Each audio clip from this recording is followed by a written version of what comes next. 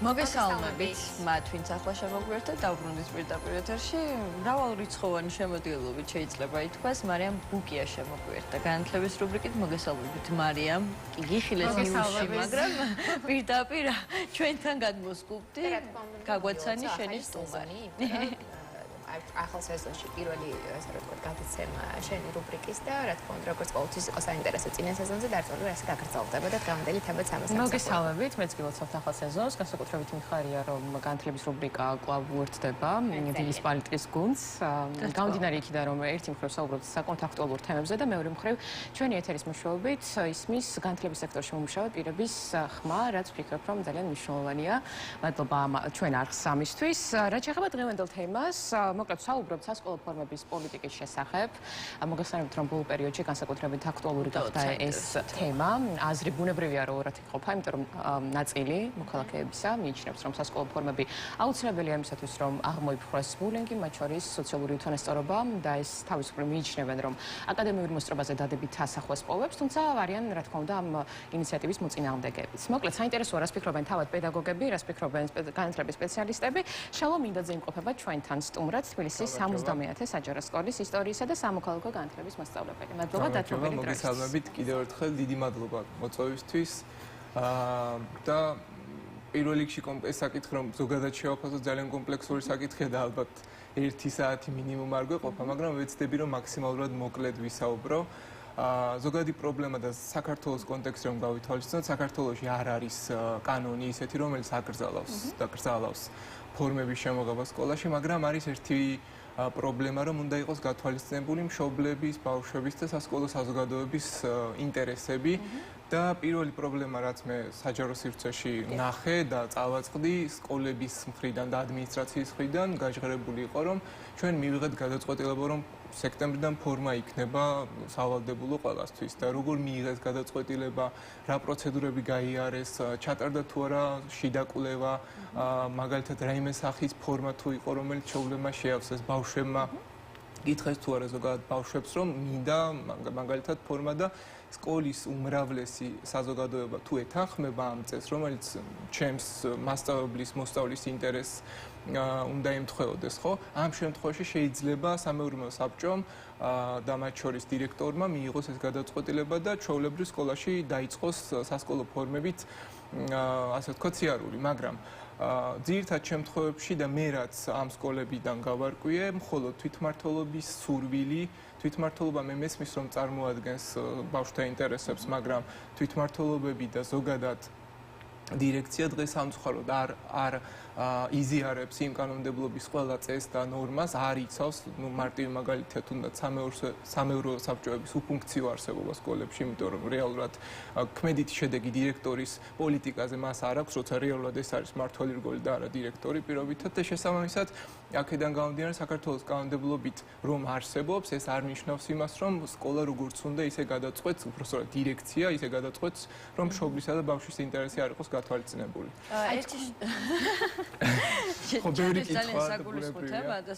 ძალიან საინტერესო, ალბათ შეამჩნევდით მარიამ მაპატიას სიტყვა გაგაწყვეტინე. აზრი ორად იყოფა ასეა თუ ისე. არსებობს ადამიანების ის კატეგორია, რომელიც ფიქრობს, რომ ფორმა კარგია თანასწორობისთვის, არსებობს მეორე კატეგორია, რომელიც ფიქრობს, რომ ბავშვის თვითგამოხატულობას უსვამს ხაზს, როდესაც აცვია თავისუფლად. თქვენი ინდივიდუალური გადმოსახედი ამასთან დაკავშირებით როგორია და როგორია ზოგადად მშობლების დამოკიდებულება ამ ყველაფრის მიმართ? რამდენად იზიარებენ ას, რომ ფორმა კარგია? ერთგვარად მშობლებისთვის უფრო მარტივია თითქოს ყოველდღიურობა მაშინ, როდესაც ბავშვი ატარებს ფორმას. იცი რომ კონკრეტული განსაზღვრული სამოსი უნდა მოუმზადო. გონია, მაგრამ მაინც ჩემთვის პირადად მე ვეთანხმებ როგორც მასწავლებელი და პედაგოგი, ჩემთვის კლასის და ყველგან დისციპლინა არის მნიშვნელოვანი, რასაკვირველია, მაგრამ დისციპლინას აქვს თავისი გაგება და ზოგადად კითხვა რომ დავსვათ, რომ ფორმა უნდა იყოს თუ არა სავალდებულო და ის საჯარო სივრცეში გამოვიტანოთ, კი არა პასუხი ძირითადად. არგუმენტები, რასაც შეიძლება დაეყნო და მაგალითად კვლევა არც კი აქვს ზოგიერთს დაკვლევი და ისე შეიძლება თავის აზრი გამოთქვას და ამით შეიძლება გადაწყდეს. მშობელმა თვითონაც არ იცის და რასაკვირველია მშობელს აინტერესებს მხოლოდ თავისი შვილის ინტერესი, რომ მე როგორც მინდა, ჩემ შვილსაც ისე უნდა. ჩვენ თუ გვაქვს ნოსტალგია წითელი სივრცეში ყოფნის, მე მესმის რომ შეგვიძლია დავბრუნდეთ ძალიან მარტივად და სამწუხაროდ ამისკენ მივილტვით ძირითად შემთხვევაში, მაგრამ მოდი ავიღოთ ძალიან მარტივი მაგალითი ინგლისი და იაპონია, რომელიც არის ტრადიციული ქვეყნები, რომლებიც თავიდანვე დაიწყეს ასე ფორმების შემოღება. ევროპის ქვეყნებშიც არის გეთანხმებით, მაგრამ ჩვენ ევროპაში რომ გვინდა რაღაცები კარგი ავიღოთ, ძირითადად უნდა დავუკვირდეთ როგორ გვინდა. მაგალითად მარტივ მაგალითს მოგიყვანთ. თქვენი აზრით, თქვენ როგორც მშობელი თუ ხართ ზუსტად არ ვიცი, მაგრამ რომ იყოთ მშობელი, შეგექმნებოდათ თუ არა რაიმე სახის წინაპირობა, რომ თქვენი შვილი სკოლაში თქვენ ატან თანხას, ყიდულობს საკვებს, პროდუქტს, მაგრამ მისი კლასელი ვერ ყიდულობს, ანუ მინიმუმ 27% და ყოველი მესამე ბავშვი სკოლაში შიმშილობს დღეს და ცოტა პარადოქსია ხო, ისაუბრო ფორმაზე. მარტივ მაგალითს გეტყვით, ბრიტანეთში სასურსათო მაღაზიაშიც კი იყიდება 9 ფუნტი ღირს სასკოლო ფორმა 2 ხელია პარკში იყიდება და ჩვეულებრივ შეგიძლია იყიდო. ეს არის სოციალური პროგრამა სახელმწიფოს მიერ შექმნილი, რომელიც არსებობს. უფასოა, ფაქტობრივად 9 ფუნტი არის 30 ლარამდე და თქვენ 30 ლარად იყიდით დღეს თუნდაც 2 ხელ ტანსაცმელს, რომელიც დაგჭირდებათ უშუალოდ სკოლაში, ხო? თუ იყიდით, კი ბატონო, მაშინ რა ხარისხია, როგორი უნდა იყოს და რა უნდა გამოიყენოს ბავშვმა საერთოდ ნორმალური ტანსაცმელი რომ იყოს და მით უმეტეს ბავშვს რომ ვეხებით, ჩვენ არ ვსაუბრობთ ზრდასრულ ადამიანზე, სკოლაში როდის რა მომენტში მოხდება ბავშვი და მით უმეტეს ისეთ სკოლებში, სადაც ჩვენ უბრალოდ ინფრასტრუქტურა არ გვაქვს გამართული, არათუ გამართული ღუმელით თბებიან სოფლებში, საკვები პროდუქტები არანაირი დაცვა არ გვაქვს და რომელ სასკოლო ფორმაზე საუბრობთ? აი ამის კითხვის დასმაც ცოტა უხერხულია ჩემთვის პირადად და ამ საკითხის ჩაშლა, მაგრამ მაინც მე პირადად მასწავლებელი სოფლის სკოლებშიც სწავლობდი, მუშაობდი, მარნეულშიც მუშაობდი და იქ საერთოდ ცალკე სამყაროა და უბრალოდ განხილვაც არ მინდა რომ ამ თემაზე იმდენად შემზარავი ფაქტები ვიცი და შევსწრები ვარ და ახლა თბილისშიც მუშაობ და ინფრასტრუქტურის პრობლემა ყველგან მაქვს. რა ფორმაზე საუბრობს ის მშობელი, ან რა უხეშად რომ ვთქვა, ნამუსით ამას ამბობს, რომ ფორმა არის აუცილებელი.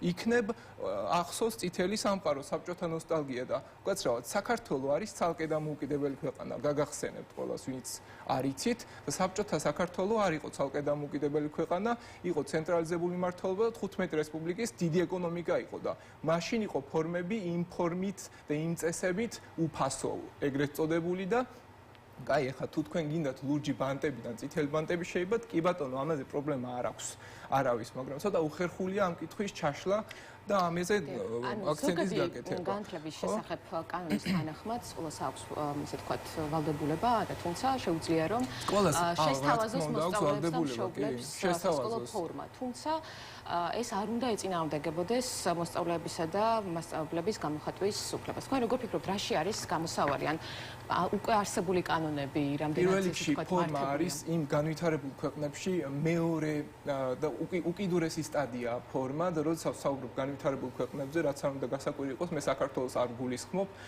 ჩვენ კი გვაქვს мотиваცია რომ ასეთი ვიყოთ, მაგრამ არ ვართ განვითარებული და თუ ჩვენ გვინდა რომ აქეთკენ წავიდეთ, პირველ რიგში სასკოლო ინფრასტრუქტურა, სივრცეები მოვაწესრიგეთ, კი ბატონო, იყოს ეს ყველაფერი მზად, საკვები პროდუქტები მოსწავლეებისთვის იყოს მიღებული, რომ შერთვალებით მე შეგაკვეთილზე არ მიყურებდეს ჩემი მოსწავლე და მე როგორი ფორმაც გინდათ ისეთი ჩააცვით. ხომ არ ფიქრობთ რომ მშობლების მხრიდან რომლებიც ცდილობენ სკოლაში შემოიტანონ ფორმის არსებობა, გამოხატულება იმისი ზუსტად იმ ხელმომჭირნეობის და ელოდებიან სკოლისგან რომ უფასოდ შესთავაზებს ამ ფორმას. შეიძლება, მაგრამ ეს ხო არის ბუნებრივი საკითხი და პირველ რიგში, როცა მშობელი ამას ამბობს და პირველ რიგში პროტესტი არ აქვს, სკოლა როცა აცხადებს საჯარო Facebook პოსტით, რომ უცბად სექტემბერში ფორმით უნდა მოიყვანო ბავშვი და 200-300 ლარი მინიმუმ დავითვალე, მე არ ვიცი ახლა ზუსტად ფასები, მაგრამ 200-300 ლარი მხოლოდ ერთ ფორმას შეიძლება დასჭირდეს ერთ შვილზე. ახლა მრავალშვილიანობა გათვალეთ და ყველაზე მეტად ეს ისედაც უკიდურესად ღარიბ საზოგადოებას დაატყდება თავს და თუ თქვენ ერთი ფორმა არ არის საკმარისი. დასაკურელი ერთი ფორმით ახლა თქვენ ხართ, ერთი ტანსაცმელი გაქვთ და მეორე გამოხატვის თავისუფლება, კოგნიტური უნარების დაბლოკვა, ბავშვი უბრალოდ თუ ეტყვი რომ მე შენ ფორმის ჩაგაცმებს კონტროლის მექანიზმია აი აქ მიჩნდება ერთი კითხვა სხვა შორის სოციალურ ქსელში ძილობ რო ყველაფერი შევაჯამო იმდენ ფართო საკითხია როცა ვსაუბრობთ ფორმა გვინდა თუ არ გვინდა იმდენი 10 პრობლემაა ჯერ მოსაგვარებელი და აქამდე კი მივდივარ სწორია რომ წახვიდე საიდანღაც მაგრამ ევროპა რომ გინდა ჯერ ის წესები შეასრულე წესები რომლებიც კარგ ხარისხიან განათლებას მოგიტანს და მე კი ბატონო შეცვალე აი ესეთი არგუმენტებს მენია რომ თუ კი სკოლის საჯარო სკოლებისგან განსხვავებით კერძო სკოლაში არის ესე ვთქვათ ფორმები და ეს პრობლემას არ წარმოადგენს, რატო არის იგივე პრობლემა, აი ამ ინიციატივის დანერგვა პრობლემა საჯარო სკოლებში. კერძო სკოლა როგორი არის თუ არა ეს მაგალითად თუ კი კერძო სკოლის მოსწავლე არ ფიქრობს, რომ ეს არის მისი შეზღუდვა, რატომ არის იგივე დაუშვათ ზოგადად კერძო სკოლებისთვის შეზღუდვა იმიტომ არ არის, რომ კერძო სკოლებში ძირითადად გადასახადი არის ძალიან მაღალი, ეს ნიშნავს, რომ უკვე შენ ზღვარს გიწესებენ, ანუ პირველი დისკრიმინაციული წესი შენ აღარ იქ ვერ ისწავლი. 15000 რომ არის გადასახადი, შენი დაბალი შემოსავლის მქონე ოჯახისთვის იქ შესვლა შეუძლებელია. თუ მისთვის ის მოსაწონია და ის არ არის მოსაწონი, სახელმწიფო უფასოდ ფორმას არ აძლევს. მაშინ პროტესტი თვითონ მშობელს რატომ არ უჩნდება სახელმწიფოს მიმართ, რომ საკუთარი შვილი კერძო სკოლაში მშიერი არ არის და აქ მშიერია. იქ ყვება უფასოა ძირითად შემთხვევაში. მე არ ვამბობ ყველა კერძო სკოლაზე, მაგრამ უმრავლესი სკოლები ხომ ასეა. ანუ კერძო სკოლა არის გარანტი, ნამდვილად შეიძლება ჩვენ შევაფასოთ მინიმალური, რასაკვირველია, ევროპული ხარისხიანი სწავლების. ძირითადად ხო ჩვენ ხო ეს мотиваცია გვაქვს კერძოში შევიყვანოთ თუ საჯაროში. კერძო იმიტომ უნდა ვიღაცას, რომ იქ კვებაც არის, გახანგრძლივებული სისტემაც არის, სივრცეც ლამაზია, ინფრასტრუქტურა გამართულია, დაცულია ბავშვი და ფორმა ჩააცვია, რაც გინდათ ის ჩააცვია. იმ ბავშვს თვითონ მოუნდება, რომ ამ კერძო სკოლაში სიმბოლო ქონდეს თავისი სკოლის მიკრული და ეს გამოხატოს როგორც უნდა თავისი გააპიაროს, ასე ვთქვათ, სკოლა. საჯარო სკოლაში დაანგრეულ კედლებს რომ უყურებ, რატო უნდა გაგიწეს? პრიორიტეტები არ არის. პრიორიტეტები კი არ არის დალაგებული, საერთოდ არ არის ერთმანეთთან კავშირში და ეს თემა სამწუხაროდ ყოველწლიური ეს არის სექტემბრის პერიოდი და კიდევ ერთხელ ვამბობ, თუ თქვენ კვლევას ჩაატარებთ უფრო სიღრმისეულს 10 გამოკითხულიდან 8 არის ძველი თაობის ადამიანი, რომელსაც საბჭოთა პერიოდი ახსოვს, მე მესმის მეგობრებო, ძალიან კარგი პერიოდი იყო და გამართული ეკონომიკა შეიძლება ნამდვილად იყო მაშინ, მაგრამ ის ცენზურა, ის წესები, ის წითელი ზღვრები, ის სახში გაბრუნდი ახლა ის დაგრჩა საყელო და რაღაც უაზრო წესები, ბავშვები როგორები არიან დღეს ვიმკით სამწუხაროდ პოლიტიკურად, ეკონომიკურად, კულტურულად განათლების თვალსაზრისით ყველა იმ შედეგს როგორი თაობაც აღიზარდა საბჭოთა სისტემაში, როგორი ჩაკეტილი, აზრს ვერ გამოთქვავ კრიტიკული აზრი არ გააჩნიათ, იმიტომ რომ ყველანაირი კოგნიტური უნარი თვითგამოხატვის დაბლოკილი აქვს და საბოლოო ჯამში ჩვენ მივიღეთ აგერ ყოველდღიური, ჩემი თაობა, თქვენი თაობა და მადლობა ღმერთს რომ არიან დედაჩემის და ჩემი ბებია-ბაბუების თაობაც გარეთ აპროტესტებენ პოლიტიკურ სიტუაციას. ჯერ ეს ცალკე საკითხია და ამაზე შეიძლება ჩავშალოთ, მაგრამ განათლებას როცა ეხები სამინისტროს უნდა გქონდეს იმისი განცდა ინკლუზიურობის, გენდერული საკითხია. მე მესმის რომ ეს საკითხი ვიღაცებს ძალიან არ მოსწონთ, მაგრამ რა ვიცი, კიდევ ერთხელ ვამბობ, განვითარებულ სამყაროში ეს ასე არ არის. თუ გვინდა განვითარებული სამყარო, მაშინ პრეტენზია უნდა გქონდეს შეასრულო წესები, რომელიც აქამდე მიგიყვანს. თუ არ გინდა, მაშინ პრეტენზია არ უნდა გქონდეს და კი ბატონო იცხოვროს სტიგმებში გქონდეს წესები, ჩარჩოები და წითელ ზოლში მოექციეთ. ჩემთვის ამას არანაირი გართულება და პრობლემა არ შეექმნებოდა, მაშინ როცა ჩემი მოსწავლე მშიერი არ იქნებოდა. ხო, ამით თუ დაიწყებს სახელმწიფო, მე დავეთანხმები ფორმის მიღებას ისეთი წესით, რაც თვით გამოხატავს. მეორე პრობლემა მაგალითად გოგონებისთვის ფორმას თუ ჩაიცმევენ, შეიძლება იყოს ასეთი სახე, რომ ძირითადად რას უშვებიან მარნეულში მცხოვრებ 100,000 მოქალაქეს, რომლებიც რელიგიური ინტერესით შეიძლება ფორმა აიძულო ჩააცვა და ეს შეზღუდვა ეგრეთ წოდებული კანონი დისკრიმინაცია, როცა იმ რელიგიური მწამსის ადამიანს აიძულებ შენ მოკლე კაბა ჩააცვა. იმას რას უშვები? ხო, მაშინ ინკლუზიური იყოს ეს კანონი. ან განხილვასად არის სკოლებში და მე ყველაზე ცუდი ის არის, რომ დირექტორები თვითნებურად აკეთებენ ამას და მე მეორე ცუდი ფაქტი ის არის, რომ სამინისტრო ამაზე არანაირ გავლენას არ ახდენს და ჩემი ღრმა რწმენით გონია, რომ შიდა სივრცეში, ალბათ რესურს ცენტრებში ან რაღაც ისეთ გარემოში ეს ჩუმად ხდება. რომ უნდათ რომ რაღაც ჩარჩოში მოექცეს ეს სისტემა სამომავლოდ არ ვიცი და შეიძლება მზად არის ეს სისტემა უკვე მათი თვალსაჩინო ამისთვის და რაღაც ფორმა რომელიც არაფერს არ ცulis და მხოლოდ არის იმიჯი და ჩვენ ხო გვიყარს ზედაპირული განხილვა. მაშინ კიდევ ერთხელ გეტყვით ნებისმიერ იმ ადამიანს, ვინც მაგალითად ეთანხმება ფორმის მიღებას. მე პირადად ჩემი სოციალური სივრცე ღია ყველასთვის დამიკავშირით და პირადად არგუმენტ ვიმსჯელოთ თუ თვლით რომ თქვენი ფორმა ამ ყველა წინაპირობას გაამართლებს და გადაფარავს. მაგალითად ყველაზე მთავარია ბავშვების შიმშილი. თუ ამას გადაფარავს კი ბატონო, მაშინ დაგეთანხმებით. ძალიან ბევრი მსმენელს შეეხეთ, ნამდვილად და დრო არის ძალიან ცოტა უბრალოდ ძალიან ბევრი კითხვა დაბჭა. ხო, ძალიან ბევრი კითხვა დაბჭა. ჩემი მიზანი ალბათ აქ იყო, იმიტომ რომ კითხვები უნდა დაგრჩეთ პირველ რიგში, იმიტომ რომ როცა რაღაცას ზედაპირულად ვეხებით და აი გუშინ შემხვდა ზუსტად პოსტი, რომელი გადაცემიდან იყო, აღარ მახსოვს, ეთანხმებით თუ არა და აქ ძალიან ბევრი გაზიარება, მოწონება და აი რო ჩავყევი კომენტარებს, კი ვეთანხმები და იყო ზედაპირული საუბარი. ადამიანები, რომლებიც მე მშობელს ვეკითხები, საკუთარი შვილი რო გადარდებდეს და ფორმა და დისციპლინა გინდოდეს, მშობელთა კრებას შეიძლება 10 თვეში ერთხელ არ მოხვიდე საჯარო სკოლაში.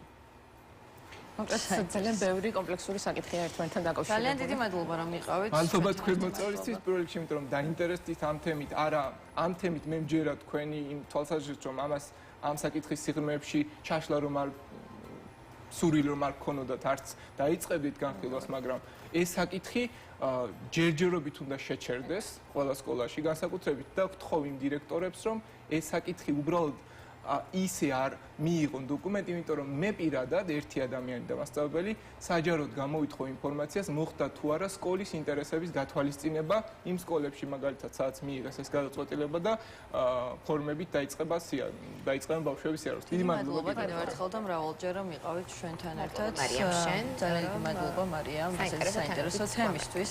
აქვე მაყურებელს შევახსენოთ, რომ ციებ ცხელება ახლა წინა სასკოლო და ყველა ოჯახ